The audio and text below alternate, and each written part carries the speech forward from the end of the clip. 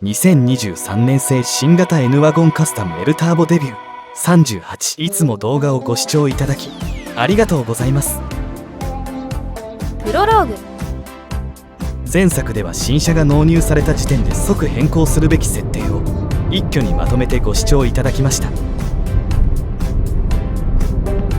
設定は安全走行に関わる項目もあるので、気がついた時に対処してしまわないとなおざりになりがちです。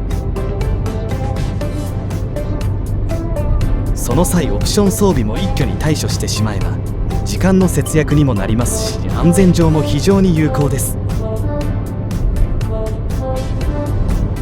特に電源接続を伴う場合はせっかくまとめた配線をその都度やり返すことがなくなるので結構なメリットがあります。今回の動画ではオプション装備の選定や計画を行う上でおすすめしたい装備品を順に紹介していきます。今やドラレコや ETC は不可欠な装備なので省きますが、後部ドラレコは配線ルートを取り上げます。ドラレコ取り付けの詳細はナンバー1動画をどうぞご視聴ください。装備はあくまでも私の主観による選定ですが、迷ったら参考にしてみてください。それでは興味がある方はどうぞ最後までご視聴ください。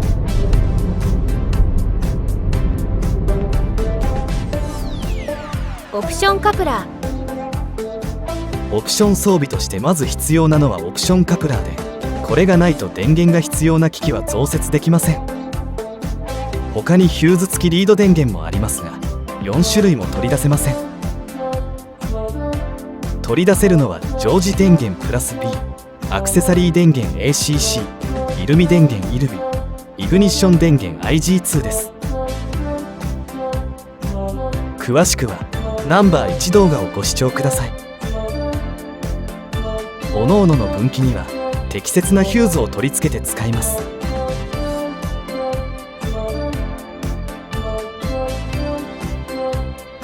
ハンドル下のヒューズボックスです。ケーブルの影右上のこの部分に差し込み口があります。ここです。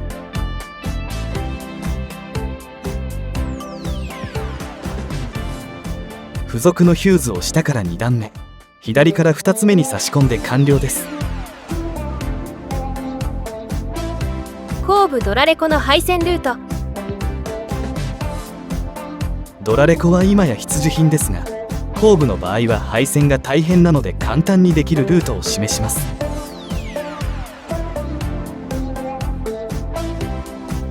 ガラスと枠の間にケーブルが入る隙間があります。両面テープを巻きつけたケーブルを押し込み固定していきます。ガラスの下端まで来たら下の内張りを剥いで中に入れます。ケーブルがここまで来たら内張り内部に巻き溜めを作っておきます。ケーブルが遊んで音が出ないように軽く結束しておきます。引き続きゴム蛇腹に向けて配線を通します。中から窓枠の内側を通って上部のゴム蛇腹まで配線を通します。蛇腹を外してケーブルを通します。このカバーを外すためにゴムを剥ぎます。ゴムを剥いでカバーを引っ張って外します。カバーはファスナーで止まっているだけです。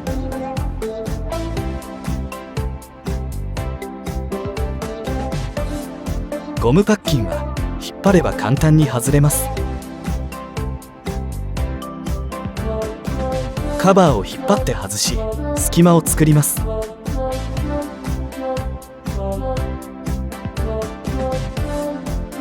これでここまでケーブルを通線できます。ケーブルを下回しで配線することも可能ですが、上回しが簡単です。ケーブルをここまで通線したら後部ドアのゴムパッキンを剥いで、通線後部でそちら側にケーブルを出します。あとは順次フロント A ピラーに向けてケーブルを送っていきます。床回しはカーペット下の配線が必要なので、この方が簡単です。ここを手前に引くと簡単にカバーが外れます。通線工具を使って A ピラーから運転席下部まで通線します。後部から A ピラーまではゴムパッキンを外しながら配線します。ここから隣まで通線工具を使います。ここまで来たらあともう少しです。これが配線ルートです。車速連動ドアロックキット。 N ワゴンではオートドアロックは標準ではありませんし、オプションにもなっていません。キットを取り付けると施錠を忘れてもこのように自動施錠します。このシステムは特に子供を乗せている時には安全上必要な設備です。なので私は車速連動ドアロックキットを取り付けています。キットです。すでにオプションカプラーをつけているので分岐コネクターをつなぐことになります。これがオプションカプラー分岐コネクターです。オプションカプラーの前段に取り付けます。コネクターでパラっているだけのように見えます。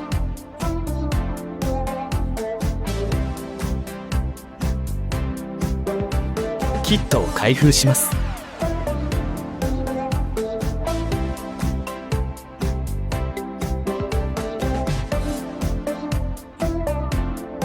10アンペアのヒューズが入っています。最初につけた 7.5 アンペアと交換します。あとはリードと本体です。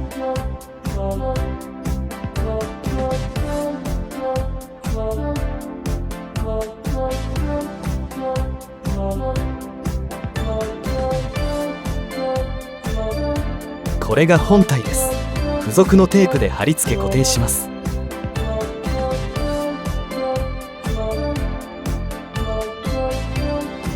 ここにディップスイッチがあります。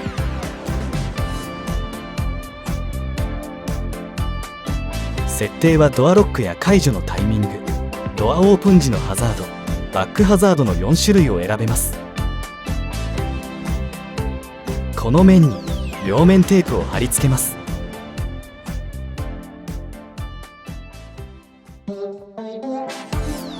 接続はディップスイッチを設定してコネクターをつなぎ設置を施すだけです。小さいタイバンドが2本ついていて、説明書の写真は豊富で分かりやすいです。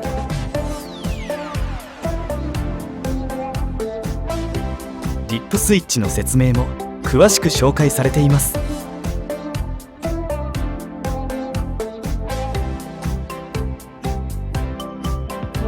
ユニット本体はこの場所に貼り付けました。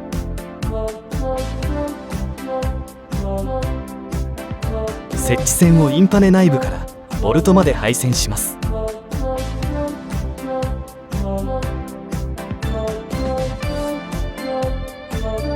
ユニット本体と分岐コネクターです。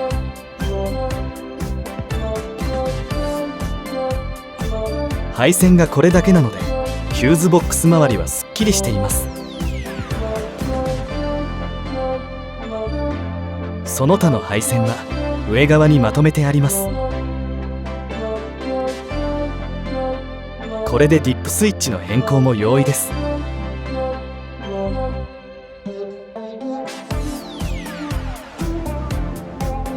ラゲッジネット。これもあった方が良い装備、ラゲッジネットです。ディーラーでできますが私は DIY しました。これが部品番号です。伸びる素材でできていて、端にはバンジーとホックがついています。決してお安くない製品ですが、狭いラゲッジを活用するには必要だと思います。 DIY したい方は取り付け動画ナンバー5をご視聴ください。添付品はアンカーやリベット、ネジなどがあります。そしてネットの取り付け方が記載された簡単な説明書が1枚です。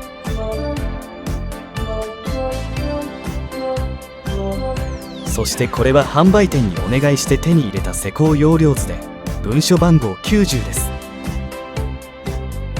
中には部品詳細と必要工具、工程順のイラストが記載されています。これがあれば素人でも簡単に施工できます。施工にはサイドガーニッシュやライニングなどを外す必要があります。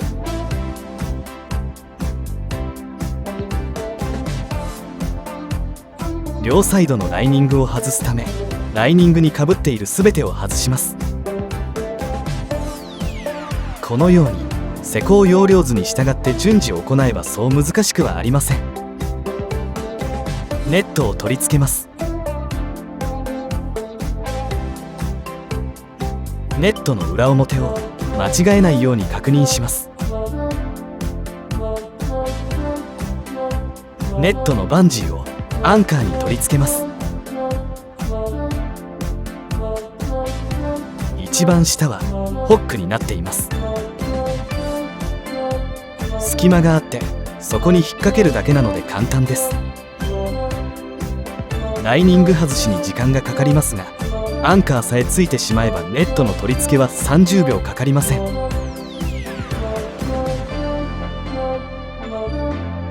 できました。農水的クリーナー。雨が降ってきました。降ってきた雨が車体を流れるような強さになると、リアカメラの映像はこのようになります。ベテランなら駐車は可能ですが、視認性は下がります。水滴を気にせずその合間を縫えば後方は見えなくもないですが、せっかくの設備が活かせないのはもったいない感があります。そこで他の N シリーズにはあるオプション、農水的クリーナーを工夫しながら取り付けます。 N ボックス専用アタッチメントです。品番は 08B79TTA000 です。農水的クリーナーは 08A79PC8002B です。アクチュエーター本体です。想像より小さくて大きさはこのような寸法です。振動防止でこのようにゴムで浮かせた構造になっています。ノズルです。支持ボルトです。取り付けは向きをよく考えて行います。N ワゴンではアクチュエーターを取り付けられる鉄板のスペースがないため、取り付け金具を作る必要があります。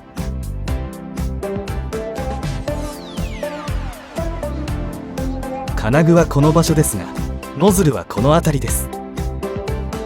カメラはこの位置なのでサポートはこの2箇所にします。アクチュエーターの支持金具です。 2mm 厚のアルミプレートでこのように作ります。詳しくは動画ナンバー23の9分3秒頃をご視聴ください。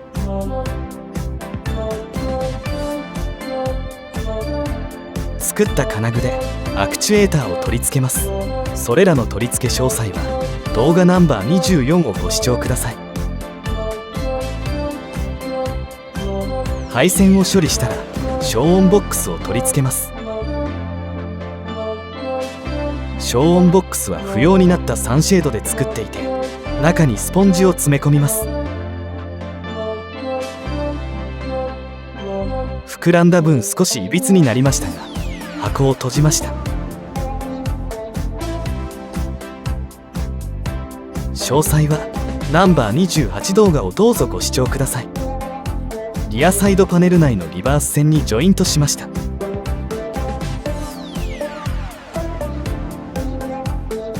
上から絶縁テープを巻きつけてこのように固定します。その上から2分割したキット付属のウレタンテープを巻きつけます。接続詳細はナンバー25動画をどうぞご視聴ください。このようになりました。季節線に添えて適宜結束しています。白バンドのところです。アクチュエーターの動作音を聞いていただきます。 BGM は停止します。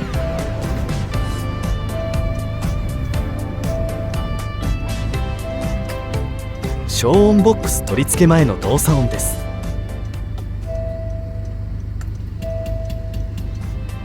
音がはっきり聞こえます。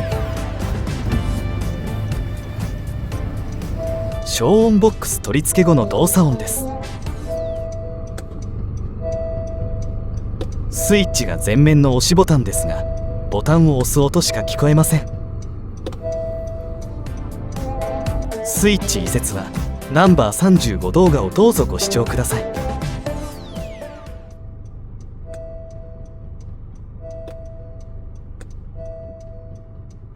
リバース音しか聞こえませんね。樫村空気圧センサー。樫村のタイヤ空気圧センサー KD258 です。今アラーム設定をしています。このセンサーは各タイヤ圧がリアルタイムで表示されるだけではありません。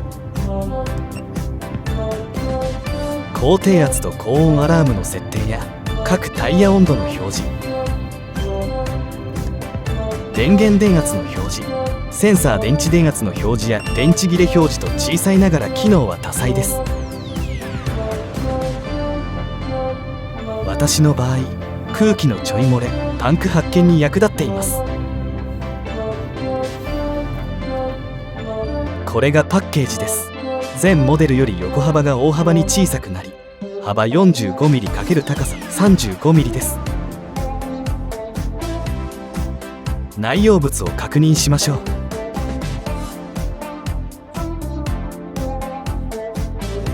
本体と付属品、説明書が入っています。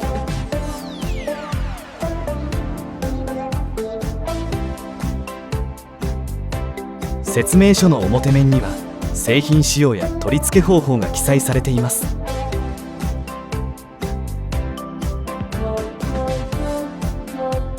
裏面には主に設定方法が記載されています。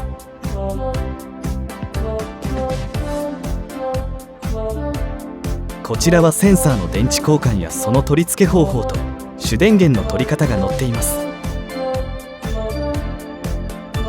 詳しくは動画ナンバー30、36をどうぞご視聴ください。 DC プラグです。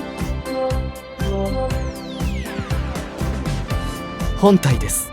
これだけ小さいと差し込みプラグ式にしてアンテナを分離することはできそうもないです。あとはセンサーの付属品や両面テープです。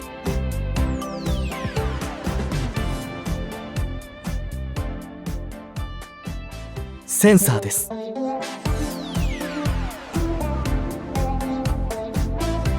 電池の大きさがネックで径が 18mm あります。タイヤキャップが約 10mm なので倍の径です。